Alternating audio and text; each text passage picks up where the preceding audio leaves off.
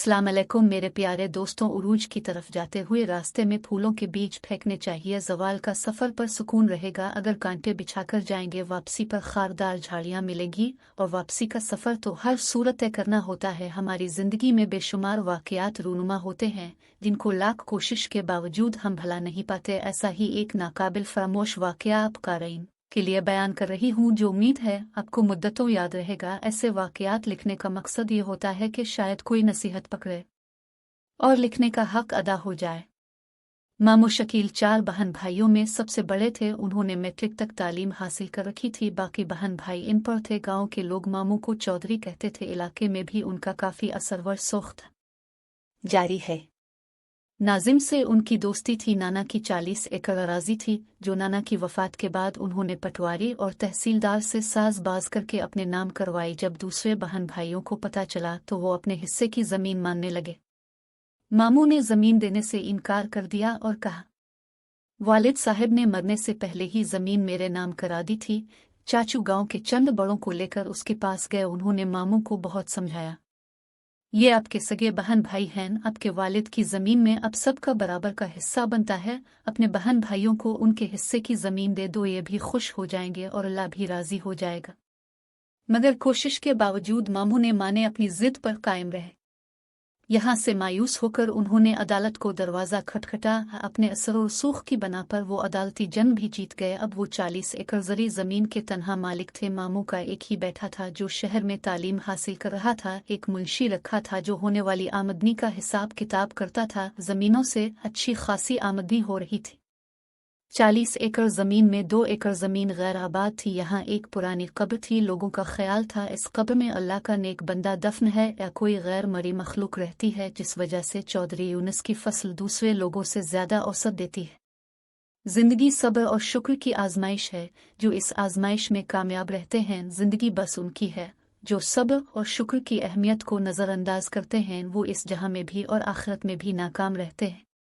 लालच अक्ल को अपना गुलाम बना देती है। मामू को भी ज़्यादा से ज़्यादा की लालच रहती थी।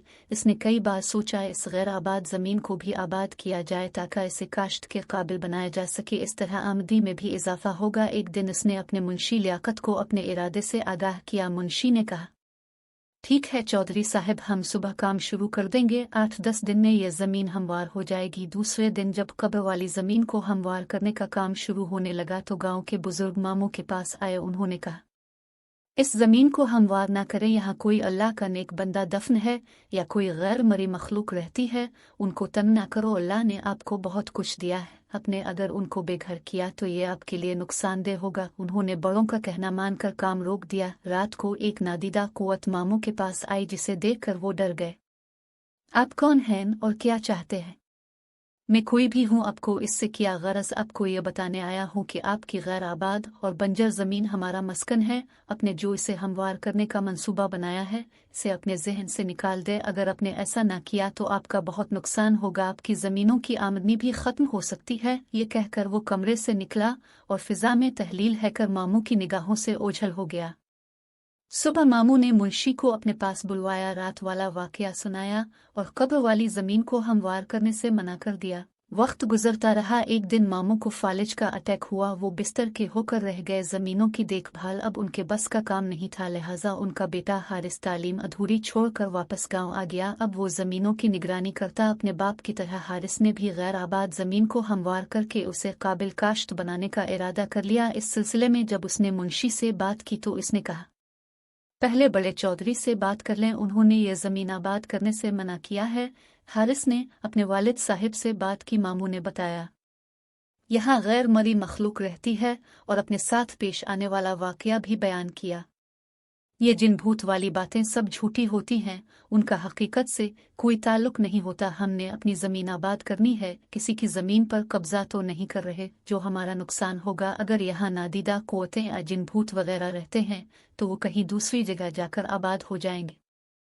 हारिस की बातें सुनकर मामू परेशान हो गए। उन्होंने अपने बेटे को बहुत समझाया मगर वो ना समझा। मुंशी ने भी उसका हौसला बढ़ाया। फिर जैसे ही ट्रैक्टरों ने काम शुरू किया, मगरिब की तरफ से काली घटा उठी। देखते ही देखते इसने पूरे गांव को अपनी लपेट में ले लिया। हम तरफ गर्दो गुबार और अंधेरा छाने लगा। इस तूफान से सिर्फ मस्जिद महफूज थी। फिर कब्र वाली जगह पर जोरदार धमाका हुआ। काम करने वाले ट्रैक्टर कलाबाज खाते खुश्क पत्तों की तरह दूर जाकर गिरे। यही हाल ड्राइवरों और काम करने वाले मजदूरों का था।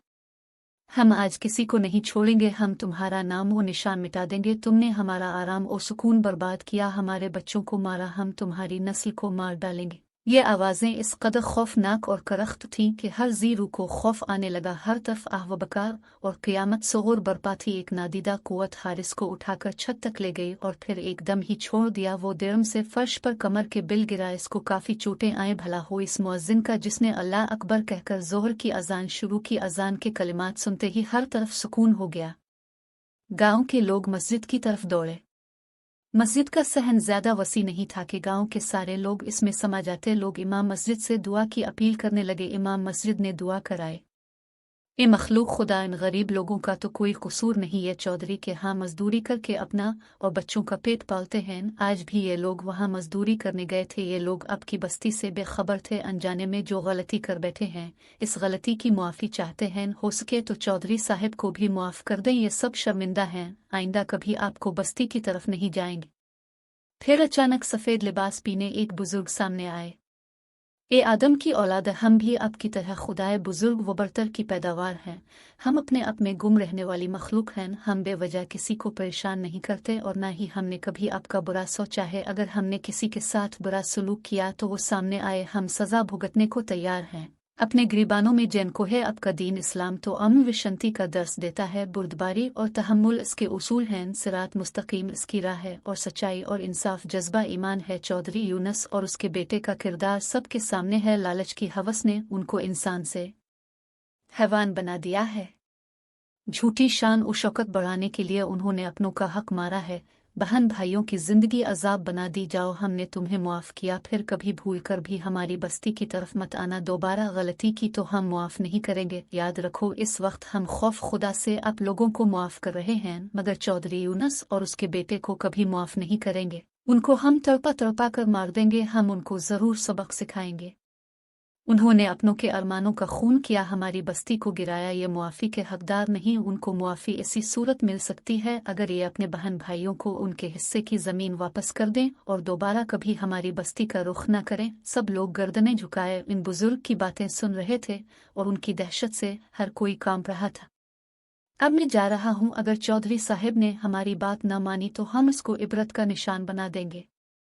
वो बुजुर्ग चंद कदम पीछे की तरफ और फिर गायब हो गए।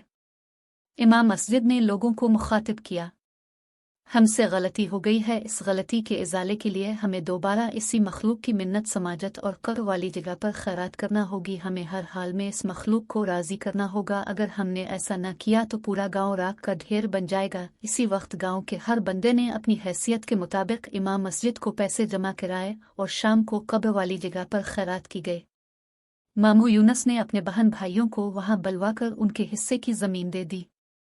गांव की रौनक फिर से बहाल होने लगी, लेकिन मामू की हालत पहले से ज्यादा खराब हो चुकी थी। ऐसा महसूस हो रहा था कि मामू का आखिरी वक्त करीब आ चुका है। गांव के बड़े इयादत के लिए आते तो वो मशवरा देते, चौधरी साहब अपने बहन भाइयों को राजी कर लो, उनसे मुआफ़ी मांग लो।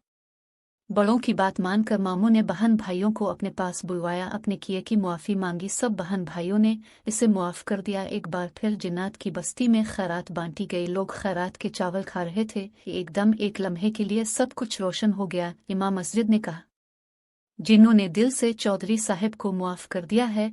दूसरे दिन हारिस ने अपने वालिद को शहर के एक हस्पताल में दाखिल करवा दिया। अब वो आहिस्ता आहिस्ता तंदुरुस्त होने लगे। 1 माह हस्पताल में रहने के बाद वो घर आ गए। मामू अब मुकम्मल तौर पर सेहतयाब हो चुके थे।